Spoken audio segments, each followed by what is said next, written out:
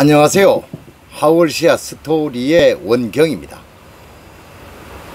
제가 몇 번째 시간에 처음에 유튜브를 시작하면서 이제 말씀드렸듯이 이제 이 하월시아는 원예식물이고 원예식물은 원예적 가치가 있어야 된다. 근데 이제 그 원예적 가치가 이제 여러 가지 타입으로 나눠집니다만 오늘 이 시간에 만상의 원예적 가치는 어디에 있다 그랬습니까? 영어로는 윈도우, 일본말로는 마도, 우리말로는 창이라는 그 창이라는 잘라놓은 듯한 반듯한 그 입의 기둥에서 수관이 잘 발달되어서 그것이 백선으로 나타났다. 그 백선을 보고 즐기는 것이다. 그 백선은 마치 우리 인간의 지문과 같아서 그 각 종류마다 배치가 다르고 다르다. 그런 말씀을 한번 드렸습니다. 자, 그러면 오늘 그 만상의 어떤 창에 관해서 그 무늬에 관해서 한번 살펴보는데, 그러면 꼭 제가 그렇게 말씀드린 것처럼 전부 백선이 있을까요? 그렇지는 않다, 이런 말씀입니다. 그 만상의 창은 크게 대분류로 해서, 물론 그 안에 이제 더 깊이 파고들면 창의 형태를 가지고 생김새죠, 모양. 거기에 삼각창이다, 볼록창이다, 렌즈창이다, 변형창이다, 갈매기창이다, 둥근창이다, 스푼창이다, 여러 가지로 또 나누어집니다. 근데 그거는 이제 다시 창의 모양이고, 오늘은 그 창의 무늬에 대해서 큰 분류로 저는 4가지로 분류할 수 있다고 봅니다. 그거 뭐겠습니까? 자, 첫 번째, 오로라 창처럼 흐늘거리는 무늬의 약간 투명한 창, 그걸 우리 흔히 오로라 창이라 그러죠. 그런 창이 있죠. 그 다음에 그 도처에서 파생된 상품 중에 백묘나 아니면 비치룡이나 이런 것처럼 아주 선이 복잡하게 내려앉아 있는, 그게 굉장히 만상의 줄을 이루죠. 그런 만상이 많습니다. 그래서 그런 만상의 형태를 떼고 있는 것이 또 하나 있고, 그 다음에 뭐겠습니까? 무문이죠. 무늬가 없다는 말씀이죠. 자, 그러면 거기에 대표적인 것이 뭡니까? 블루렌즈. 블루렌즈의 창은 그 무늬의 어떤 성촉이 될수록 흔적만 남아있고, 정말로 말 그대로 렌즈입니다. 렌즈, 뿌옇게 안개 낀 듯 심해 바다를 들여다보듯 그렇게 뿌연 창을 갖고 있는 것이 블루렌즈죠. 대표적인 것이. 그 다음에 뭐가 있을까요? 백선이 창에 있대 그 거치라 합니다. 우리가 그 풀을 보면 이렇게 풀 가에 톱니처럼 되어 있는 걸 거치라고 하죠. 그 거치가 뚜렷하고, 만상 창에 이렇게 가에 톱니처럼 되어 있는 게 뚜렷하고, 그 선이 빛을 과하게 받으면 전부 무라사키 자색으로 변한다. 그래서 그걸 자만상입니다. 그래서 자만상의 대표적인 게 뭡니까? 대자죠. 자만상의 대표적인 게 대자다. 그렇게 분류하다 보면 크게 4가지로 분류할 수 있다는 거죠. 자, 다시 한번 살펴보면 볼록한 창의 오로라, 그 다음에 선이 많은 창, 거기 이제 대표적인 게 백묘라고 칠합시다. 그 백묘. 그 다음에 렌즈라 그랬죠. 블루 렌즈. 그 렌즈 창. 무문이죠, 무문. 무늬가 없는 거.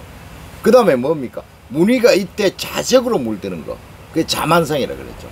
그래서 이렇게 크게 4가지 분류를 하고, 다음에 또 소분류로 가면 창의 형태에 따라서 동그란 창을 갖고 있는 걸 둥근 창, 이렇게 또 나눠집니다.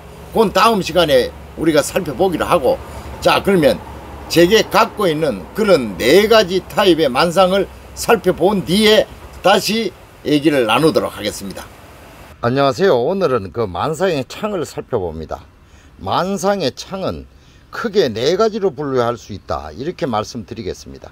자, 그 첫 번째는 순서는 관계없습니다만도 이렇게 보시는 것처럼 맑은 아주 무문, 아무 무늬가 없는 만상과, 그 다음에 백선이 가득한 백선으로 덮어져 있는 만상과 오로라 창처럼 아주 맑고 볼록하고 투명한 그런 창을 갖고 있는 만상과 그 다음에 자만상, 잘 아시다시피 이거는 대자입니다. 그 자만상 계통과 이렇게 크게 네 가지로 분류할 수 있고, 여기에서 하이브리드 교잡이 되어서 여러 가지의 만상의 창이 파생되었다 해도 과언이 아닙니다. 그 중에서 가장 1등 공신으로 꼽힐 수 있는 이 도처, 번개치듯 이런 무늬도 만상을 하이브리드화 하는데, 교잡하는데 큰 공헌이 컸다 이렇게 생각합니다. 자, 그러면 하나하나 한번 살펴보겠습니다. 자, 이거는 무문 만상입니다. 아무 무늬가 없죠. 무문 만상의 대표적인 만상, 요것이 블루렌즈입니다. 블루렌즈. 자, 그 다음에 요렇게 무문이 있지만 그래도 여기에 보시면 요 창에 흔적이 있죠. 저 백선의 흔적이, 요렇게 흔적이 있는 그런 것도 무문이라 합니다만 완전히 없는 거 있습니다. 무문 중에서도 완전히 난초로 치면 소심처럼 아주 깨끗하게 아무 흔적도 없는 그런 창을 가진 만상도 있다, 그런 말씀입니다. 요 보시는 건, 여러분이 보시는 건 비치룡입니다. 비치룡도 굉장히 많은 무늬로 창을 덮여 있다, 비치룡도. 그 다음에 여기 보시는 게 백묘입니다. 백묘는 뭐 백선이 덮여져 있는 만상 중에 대표적인 만상이라고 일으킬 정도로 굉장히 백선이 가득하게 창을 덮어 있습니다. 자, 요것이 뭡니까? 요것이 오로라 창입니다. 오로라 창. 맑고 투명하게 보일 정도로 굉장히 맑고 그런 겁니다. 창을 갖고 있습니다. 요것도 오로라 창인데, 여러분 잘 아시는 염기 이나즈마, 부드러운 피부를 갖고 있는 이나즈마입니다. 자, 그 다음에 이제 무라사키, 자색을 보이고 있는 만상 중에 대표적인 게 대자죠. 이 보고 계신 건 대자인데, 여기 보면 42번, 46번, 뭐 용호, 단정, 뭐 여러 가지의 그런 어떤 자만상이 많이 있습니다. 그래서 만상의 창은 크게 맑은 창, 맑게 갖고 있는 창과, 그 다음에 이렇게 자색을 띠고 있는 창과, 그 다음에 백선으로 가득한 창과, 그 다음에 오로라처럼 맑고 투명할 정도의 맑은 창을 갖고 있는, 그렇게 크게 네 가지로 대분류할 수 있다고 말씀드릴 수 있습니다. 어떻게 잘 살펴보셨습니까? 이렇게 만상의 창은 크게 네 가지로 분류할 수 있다.